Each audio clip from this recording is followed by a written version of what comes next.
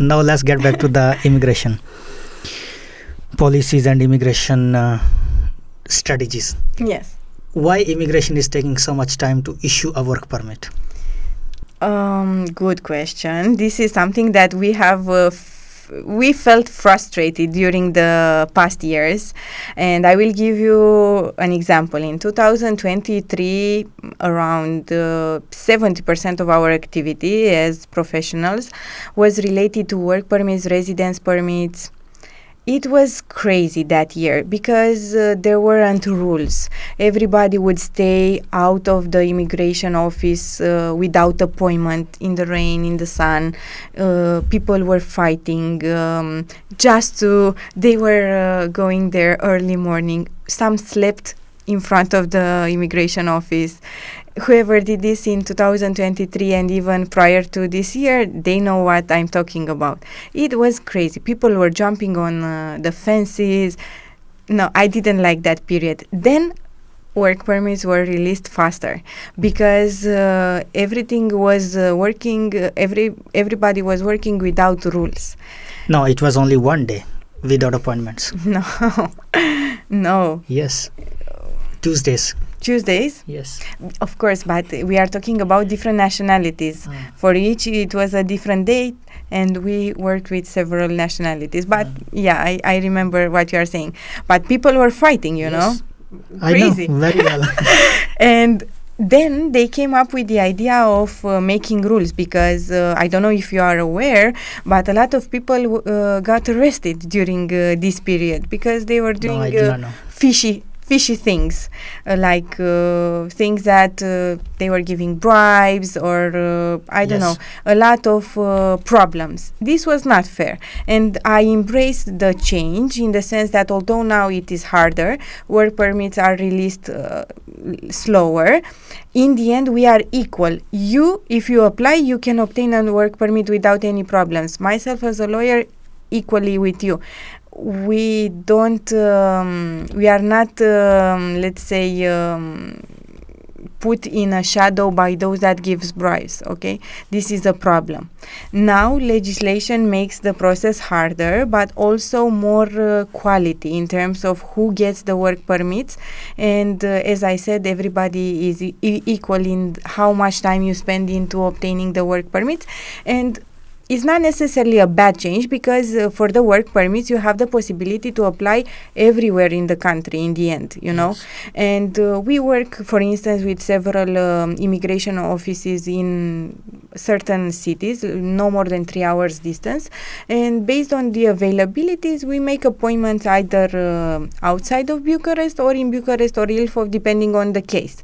But in terms of the residence permits, as you already know, yes, it's way too delayed. It can take 3 to 4 months for the release of the residence permit.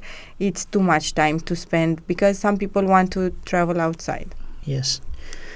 Do you think that Romanian government will change this system of delaying? I think it will be even harder to obtain. And I will tell you why. Because of the Schengen. Now, because we are part of Schengen, a lot of people have the tendency to come, obtain documents, leave, or some don't even obtain documents and just leave. And it's like we are a transitory country for this kind of candidates. This is not okay. We don't have a good image because of this, and in order to obtain this quality of being part of Schengen, we have to have more rules, to reduce illegal migration. So I don't think it will be easier. I think it will be harder. Do you think that issuing work permits and residence card with delay will help to reduce illegal immigration? No, then why they are doing it? No, but in the end, you also have to think from the point of view of the immigration office. They are understaffed. This is the reality. Those that remained are working very hard. They have a lot of files. They can't work harder than this. And it has to start with the government. The government has to fund more positions for the officers, higher salaries in order to make them not be tempted by bribes. Yes. Higher salaries. and also make the jobs more attractive. Now the jobs are not attractive. Very few people want to go and be part of the immigration office system. Yes. And this is something that we cannot change, we as lawyers or we as professionals. This has to start with the government. Who knows what are the interests of the government in the end? Well, they can hire less policemen and they can hire more immigration officers. Yes, They are hiring a lot of policemen. Dejaba, without any reason. Well, what can I say about this? I have a lot of friends in the police, so I will refrain from answering.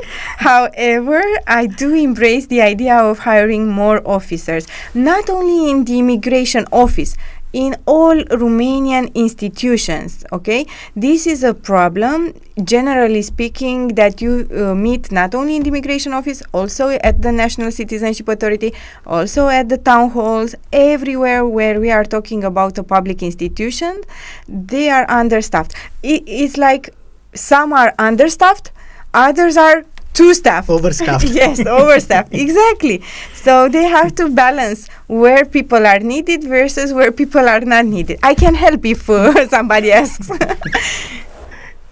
They are hiring a lot in Gendarmeria, that Yes. that force, but they're not hiring in immigration where they actually are making money. Yes. Yes. They are immigration is the one who is contributing to the state by issuing the work permits. You are getting money out Yes. of it.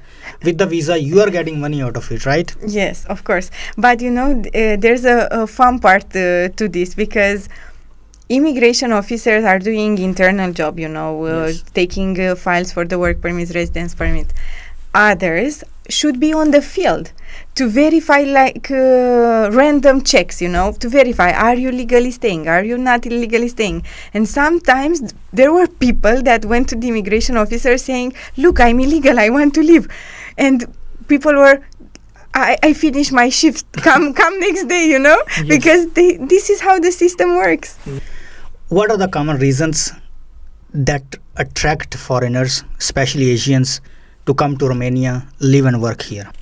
Very good question, and I will give you the answer to this. Directly from the workers and from candidates that came from Asia. As far as we saw, Romania embraces them, meaning Romania doesn't discriminate them. Romania treats them equally as they would treat their own national. And they choose Romania because they can find good jobs, they are respected, they can study here, they can make a living, they can enroll their children into good schools, public schools, free schools. And they choose Romania because they want to give, especially to their family, a different type of life. And because Romania is a very safe country. Romania is very safe in terms of walking on the street. You can have a social life. Food is cheaper than in most European countries, from my point of view. Yes. I know a lot will contradict, but as far as I saw when traveling, Romania has very cheap food in comparison to many other countries. And also from the health point of view, they are given medical treatment if they are employees free of cost. And this is also something very important. So I don't think of any disadvantages for which they should not choose Romania. There are so many advantages for the people to stay Yes. legally in Romania. Yes. Still they choose to leave. Yes, Why? I will tell you why. Unfortunately, as I say, all people from a certain country, they will always trust more their own brother or cousin, as they say, than a Romanian. And I personally explain to them, if someone from their family or from their network of friends tells them, look, I have a better job in India, in Italy, sorry, give me 500 euro and I will take you there, they will not think 1 second what they are leaving behind here in Romania. They will leave to Italy because they trust that person. And when they reach Italy, they realize that they have no legal papers, they receive no salary, who knows if they become exploited or not, but most of them are exploited. And then they realize what they've done. And they stay in Italy.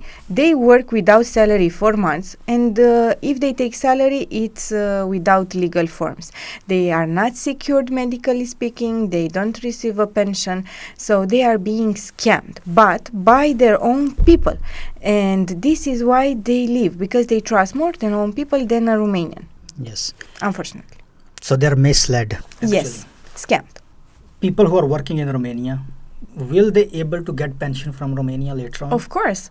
So once they become a Romanian employee, they are treated in the same way as us, Romanians. Romanian citizen. From the point of view of the medical system, pension system, and so on. But of course, you have to meet the same conditions.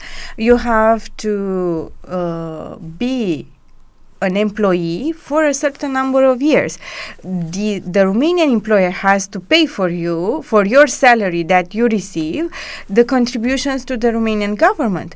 If conditions are met, yes, you receive pension. If a person is living here in Romania for 10 years, he moves to Western Europe legally, works there for 10 years, then he gets retired.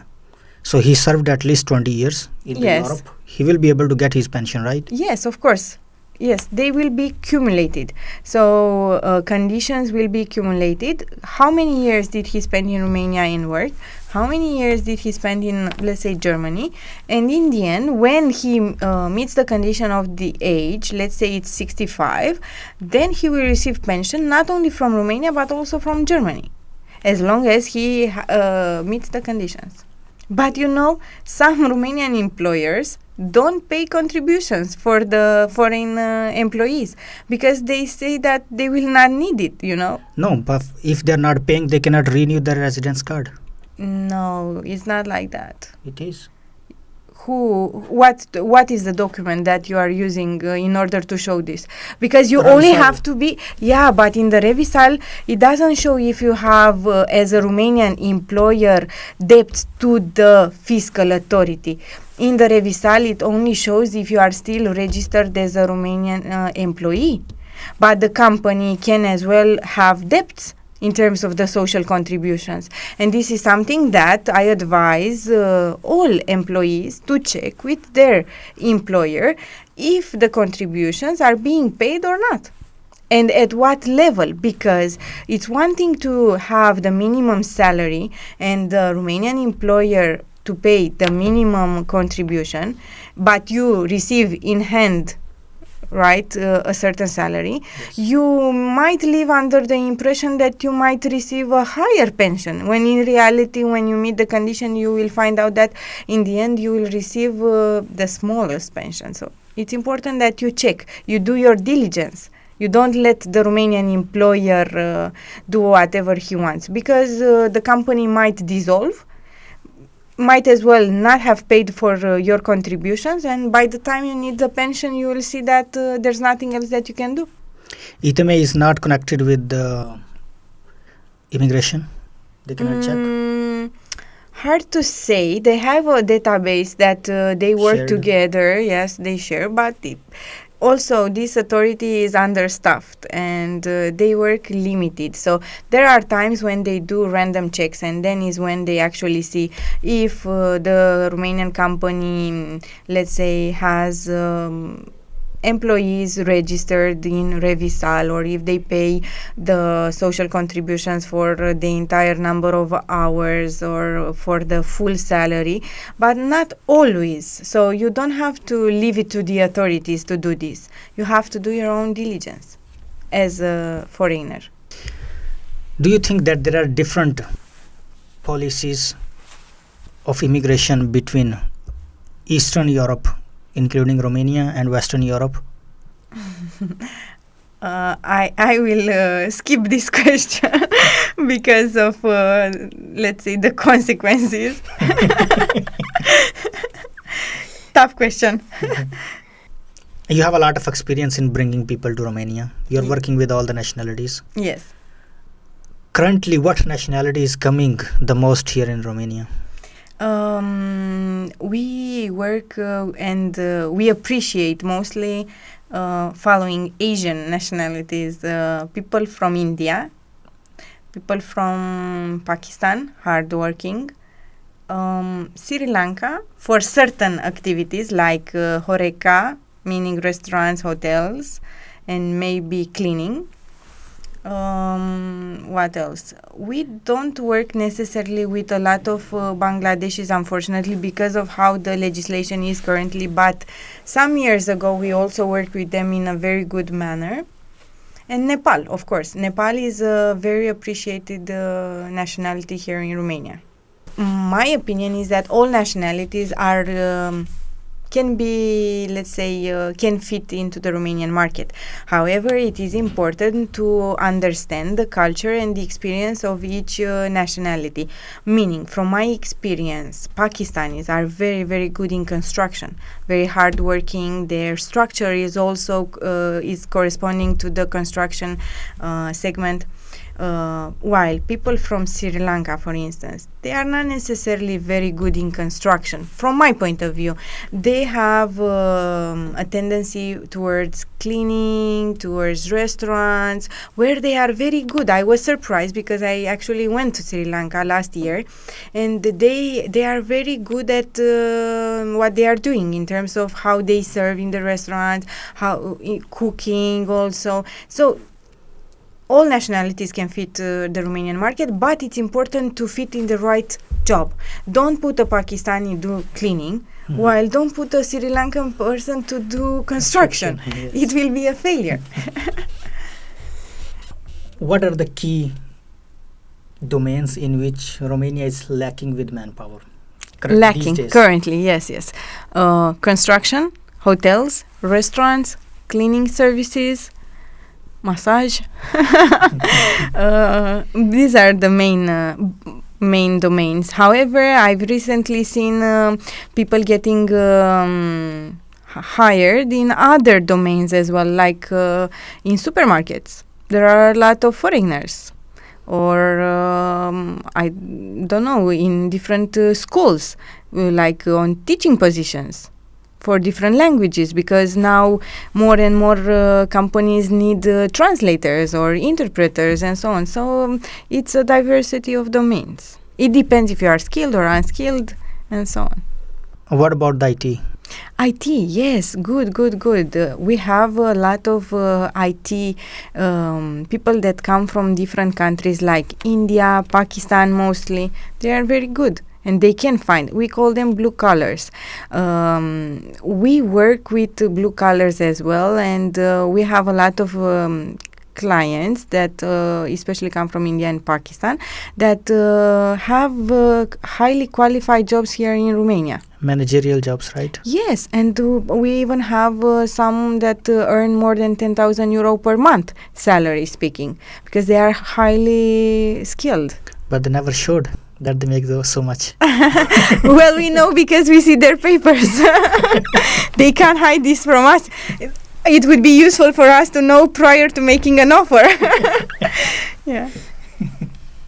Is it a separate process to hire a skilled worker and unskilled worker for a company? For a company. Companies usually do the activity through different immigration specialists, and for them it's the same process. For us, for instance, there's no difference between qualified or a non-qualified worker in terms of obtaining the papers. Sometimes, if we are talking about highly qualified workers like engineers and so on, with salaries that, as I was saying, more than 20,000 euro, 30,000 euro per month, it might be a little different, because for such salaries, of course, their position is highly appreciated, and we can go in an audience to the immigration office and ask for the reduction of the time frame in which we obtain the work permit and the residence permit, because of the importance of that position. But in terms of how the papers are being made, no, there is no such difference.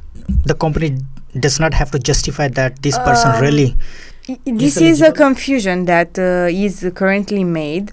It's one thing what we need for the immigration office in order to obtain the work permit. Another thing what the company needs in order to justify the position and the salary in front of the labor authority. So for the immigration office, if they are not highly skilled, where they have to meet certain conditions, you don't need to justify anything. Of course, there are some exceptions, and they are specifically mentioned in the law, like for instance for electricians, when you have to have some licenses and so on. But now we are talking in general. For the immigration office, no. For the labor authority, the company does have to justify internally why they are giving such a high salary. And I will give you an example. We had a work permit that we made for an engineer. He was from UK actually. But according to the Romanian law, in order to be highly qualified, you need to have some faculty degree, some masters, a lot of papers. Yes. While people from UK, for instance, they don't necessarily have all these papers. Let's say they finished high school, then they got some licenses, and that's it. They are highly skilled. And of course, all companies want to hire them, but according to the Romanian legislation, they are not highly skilled. Although they earn 20,000 euro, 30,000 euro. So they're experienced, skilled Exactly, workers, exactly. but Exactly. not proven by the papers that they are. Exactly. So for them, we do the same work permit as for an unskilled worker. There is a quota of 100,000 people Yes. from last couple of years. Does Romanian government divide that quota to different nationalities, or it's No, there's a rule. all of them can come from one country? The first that came, that was served. Primul venit, primul servit. No, it's in the order of how you apply and how you obtain the papers. It doesn't have to be different. Of course, the different doesn't come into splitting this number on a certain percentage, but you have to take into consideration what are the dates for appointments for the work permits and on the immigration products, because it's harder to make a work permit for an Asian national than it is for an American national. There are two different immigration products under the same contingent, but one is easier to obtain, one is harder to obtain. So they are not split it, but in terms of how you obtain them, it's faster for other nationalities. So it's a discrimination. It's hard for me to pronounce the word discrimination while I'm working with all nationalities. But you also have to think that how many Americans want to come with work permit or residence permit, and how many Asian people want to come with these forms, That's why for Asian people it's harder, because they are also come in higher numbers, while the other nationalities, although they are non-European, they don't come thousands or hundreds of thousands. That's the difference. How hard it is for a foreign citizen to start a business here in Romania? Or it's easy? It depends. From my point of view, now it's harder than it used to be 2 years ago. And I will tell you why. 2 years ago, everyone could have incorporated a company, he became an administrator, he obtained work permit and residence permit, and that's it. This was the business. They didn't invest, they didn't hire on those companies. I'm talking in general. They even did not close the company when they did not use it anymore. What they did, they used the residence permit to run away to other European countries. They left so many companies which were not closed. It was bad. It was a very bad thing, because it didn't matter if you had the skills to become an entrepreneur, if you had the means to open a business, you just did this in order to obtain the residence permit. It was very easy then. But there were no businesses, only companies that were incorporated but without profit, without employees and so on. Now, there is a new regulation saying if you are a foreigner and if you want to do a business in Romania, you already might know, you have to incorporate a company, You have to hire Romanian employees. You have to have profit, valid contracts. After 2 years, you are able to become your own employee inside the company if you meet these conditions, right? 2 years from the incorporation, Romanian employees, and profit. If you meet these conditions, that means that you did want to do business, you did want to invest, and yes, you are entitled to obtain the formalities. If you don't meet these conditions, then the business is hard to be done. If an administrator, Yes. he does not have Romanian workers, but only that primary worker that he really needs to have, not to go to 16% with the profit and things like this. He has one worker and facturas for 2 years. Can he get the work permit for himself? Without Romanian employees? Yes. No. Okay, if he hired the Romanian worker after 1 year. No, because this is the condition. In order for you to do business, you have to have a Romanian employee. And to be honest, it has a logic behind it. Because Facturas doesn't help? accountancy. No, you show by factura that look, my company. No, it doesn't, because there are 3 different conditions. One is regarding the how old the company is, and it has to be 2 years. One is regarding having at least one Romanian employee, and for one Romanian employee, you can hire around 1 to 2 foreigners. This is the proportion. And the last is to have profit, because you have to meet them in the same time, these conditions. You can't meet only one and say, look, here I am. Of course, if you want to put 1 million euro and so on, maybe we can obtain you an exception from the immigration office, but I doubt it. I doubt it. If you have 1 million, that you can't afford taking a Romanian employee. For the administrator to get his work permit Yes. in his company, has to fulfill 3 requirements. One Yes. of them is company has to be 2 years old. Yes. Second, it has to have one Romanian registered for complete 2 years. Yes. And third, it has to have profit. Doesn't matter how much. It doesn't matter, but if you put 1 euro, they will not take you into account, because with 1 euro you can't afford to pay the salary of the Romanian employee. You can't afford to pay for the headquarter or the accountant or the lawyers and so on. So it has to be something genuine. In the Logical end, number yes. to prove that. Nowadays, it's very hard to deceive the authorities into thinking that you are doing business while you are not doing business. So whoever wants to do genuine business, it is possible. There are means to do this, and we are here to help. However, those that only want to do this for the sake of the papers, I recommend them to find different means, like becoming an employee and not becoming administrator on their own company, because in the end, if you don't run the business properly, you might risk having a fiscal record, a police record, and so on, which you don't want to. How does language barrier impact on foreign workers here? In terms of the actual work, Yes. I don't think it affects them, because truth be told, most Romanians speak English, or at least this is my opinion. So they can discuss very, very properly in English.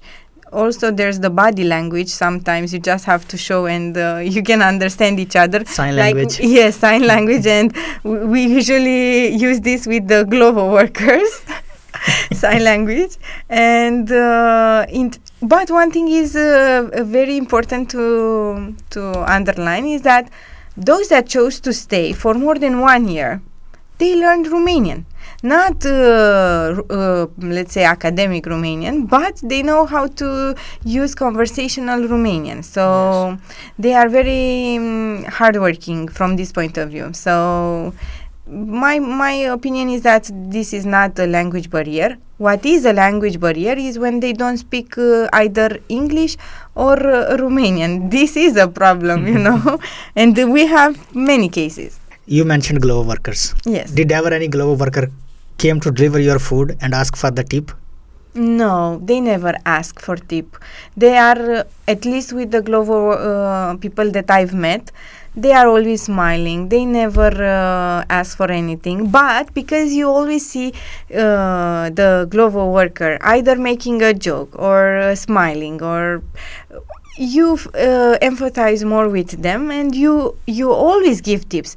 I know a lot of people that give more tip to foreigners than to Romanian Glovo workers, you know. It's about the attitude and how you interact with the customer, but they don't ask.